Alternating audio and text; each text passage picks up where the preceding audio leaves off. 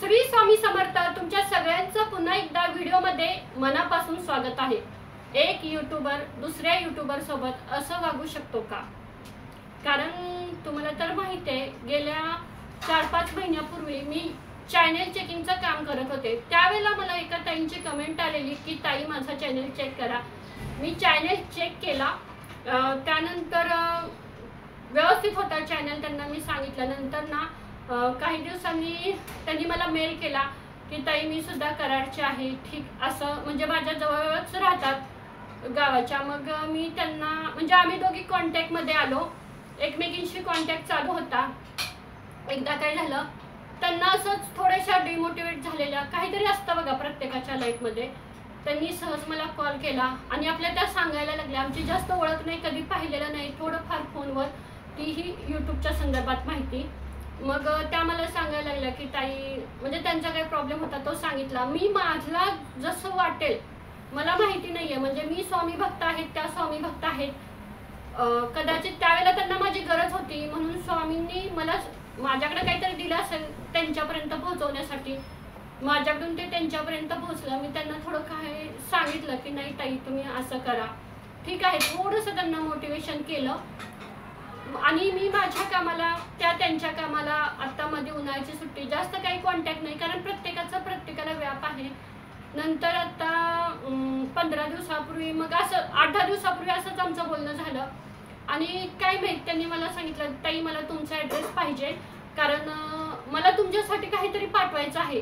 तर मी काही ॲड्रेस द्यायला तयार नव्हते. म्हटलं आता आपण बोलतो, माझ्याकडून जेवढी तुम्हाला मदत होते तेवढं ठीक आहे. मला तर त्या मला म्हणे नाही तुम्ही मला तुमचा ॲड्रेस द्या, माझं थोडंसं काम आहे ताई, प्लीज नाही म्हणू नका.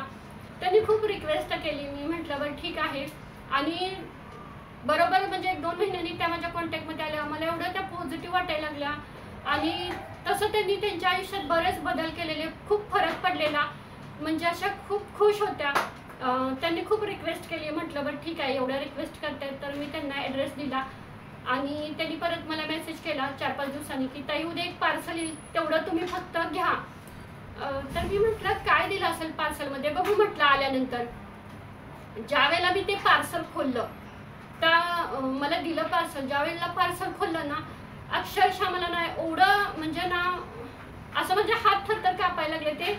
ज्यावेळेला मी पार्सल खोललं, म्हणजे म्हटलं काहीतरी असं वेगळं असेल काहीतरी. आणि ज्यावेळेला मी त्या पार्सलमध्ये जे त्यांनी मला माझ्यासाठी पाठवलेलं ते पाहिलं ना, मला ना एवढा आनंद झाला ना की काय, म्हणजे ना काय करू, काही असं झालं. कारण त्यावेळच्या गोष्टी ना आपण नाही सांगू शकत की कधीतरी आपल्या आयुष्यात असं होतं. अचानक आपण खूप दिवस झाला आपण मनात काहीतरी गोष्ट असं मागत असतो स्वामी महाराजांना, आणि अचानक आपल्या ध्यानीमनी पण नसते आणि ती गोष्ट आपल्यासोबत घडते.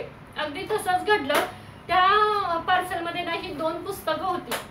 काय झालेलं, गेल्या 4 महिन्यापूर्वी मी मोटिवेशन, म्हणजे थोडंसं मोटिवेशनसाठी काउन्सिलिंग घेतलेलं.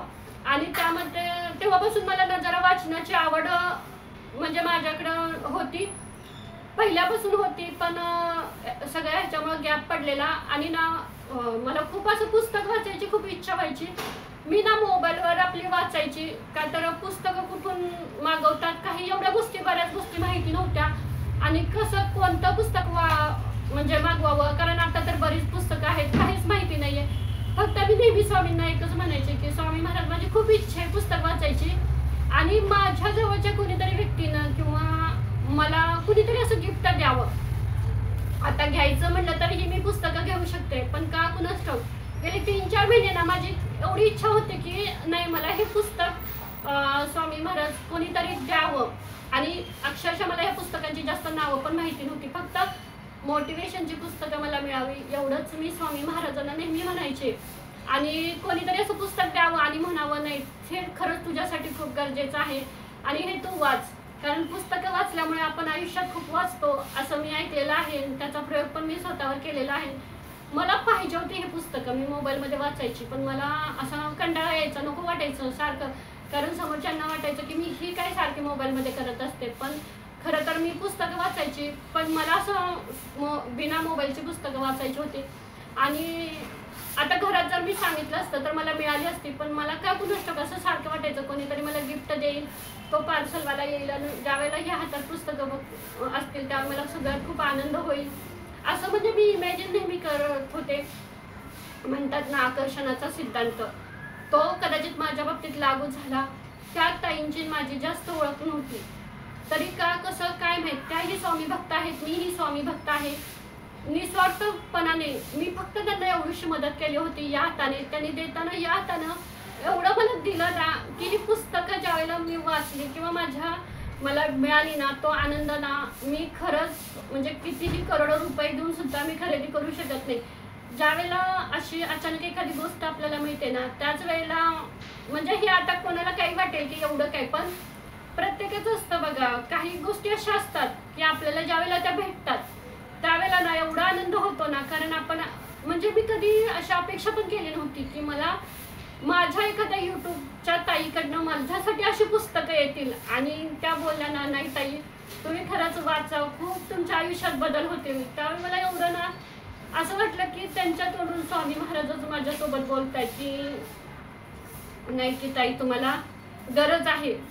म्हणजे मला असं अक्षरशः वाटलं की स्वामी महाराजांनीच कदाचित पाठवलेलं आहे. मला एक कमेंट होती की ताई खरंच स्वामी महाराज आहेत का, आहेत तर ते का दिसत नाहीत किंवा का मनातली इच्छा पूर्ण करत नाहीत. तर त्यांच्यासाठी माझं हे खास उदाहरण आहे की स्वामी महाराज प्रत्येक भक्तापर्यंत पोहोचू शकत नाहीत, पण ते कोणाच्या ना कोणाच्या रूपात आपल्यापर्यंत पोहोचतात. फक्त आपण सुद्धा दुसऱ्यांना मदत केली पाहिजे, आपण सुद्धा दुसऱ्यापर्यंत पोहोचलं पाहिजे. त्यावेळेला स्वामी महाराज, आपण ज्या वेळेला दुसऱ्याला एवढंसं देतो त्यावेळेला स्वामी महाराज त्याच्या दुप्पट आपल्याला देत असतात, मग ते काही असू द्या. त्यामुळे ना देताना आपण हे ठरवायचं आहे की आपण काय द्यायचं आणि काय नाही द्यायचं. ते मी फक्त थोडंसं त्यांना मोटिवेशन करण्याचं काम केलेलं, पण फक्त एक 15-20 मिनिटाचा तो आमचा कॉल असेल, पण ना त्यांनी ह्या 2 पुस्तकांनी ना म्हणतात ना आयुष्यात ज्यावेळेला आपल्याला खरंच काही गोष्टींची गरज असते ना त्यावेळेला कुठून ना कुठून तरी त्या मिळत असतात. अगदी माझं तसंच झालं. मला असं वाटलं पण नाही, पण त्या ताई परत बोलल्या ना, नाही ताई म्हणजे त्यांनी ही पुस्तक वाचली त्या म्हटल्या मी तुमच्याकडनं थोडंसं ही झालेली म्हणजे पॉझिटिव्ह खूप माझं मोटिवेट झालेली आणि मला असं वाटलं. मग म्हटलं मग ही पुस्तकं वाचायला लागली, मला मिस्टरांनी माझ्या गिफ्ट दिली. मग मला असं वाटलं की नाही या ताईंनी मला म्हणजे त्यावेळेला मदत केलेली, मग मी या ताईंना गिफ्ट देणार. मग त्यावेळेला त्या म्हटल्या नाही ताई तुम्ही पण वाचा, याच्यापेक्षा तुमच्या आयुष्यात अजून चांगले बदल होतील, अजून चांगलं तुम्ही म्हणजे काम कराल. म्हणजे बघा आपल्यासाठी कोणीतरी एवढं चांगलं म्हणजे हे देते, मग ही स्वामींचीच खरी इच्छा असेल ना, कारण काहीच संबंध नाही, आम्ही एकमेकींना पाहिलं नाही किंवा काहीच नाही.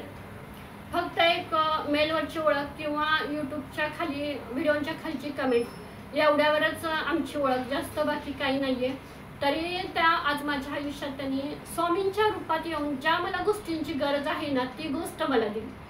मग मला हेच सांगायचं आज बऱ्याच ताई स्वामी भक्त आहेत, तुम्ही फक्त स्वामी महाराजांची सेवा करा निस्वार्थपणाने. आपण एखाद्याला मदत केली ना तिथंच विसरून जायचं, हे पण लक्षात नाही ठेवायचं की मी त्याला मदत केली मग त्यानं पण मला मदत केली पाहिजे, हे खरंच लक्षात नाही ठेवायचं.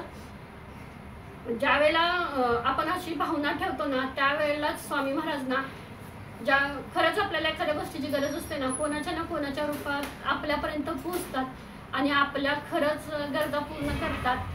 हे तर अनुभव मला वेळोवेळी येत असतात आणि तुमच्यासारखे खूप छान सबस्क्रायबर भेटलेले आहेत, कारण मला बऱ्याच वेळेला बऱ्याच कमेंटमध्ये खूप मोटिवेशन करत असतात. त्यामुळं त्या ताईंचे तर आज या व्हिडिओच्या माध्यमातून मी खूप म्हणजे खूप आभार मानते की स्वामींच्या आशीर्वादाने ना तुम्हाला काही कमी पडणार नाही, भरपूर काही मिळेल. आणि माझ्या बऱ्याच सबस्क्रायबरांना पण सांगते तुम्ही एवढे छान कमेंट करत असतात, एवढं छान मला मोटिवेशन करत असतात, कारण तुमच्या कमेंट वाचूनच ना मला खूप छान असं वाटतं की नाही बाबा आपण कुणाला तरी मदत करतोय, आपलं म्हणजे व्हिडिओतून कोणाला तरी मोटिवेशन मिळते किंवा कोणाची तरी काहीतरी चांगली माहिती मिळते, हेच तर सगळ्यात महत्त्वाचं आहे.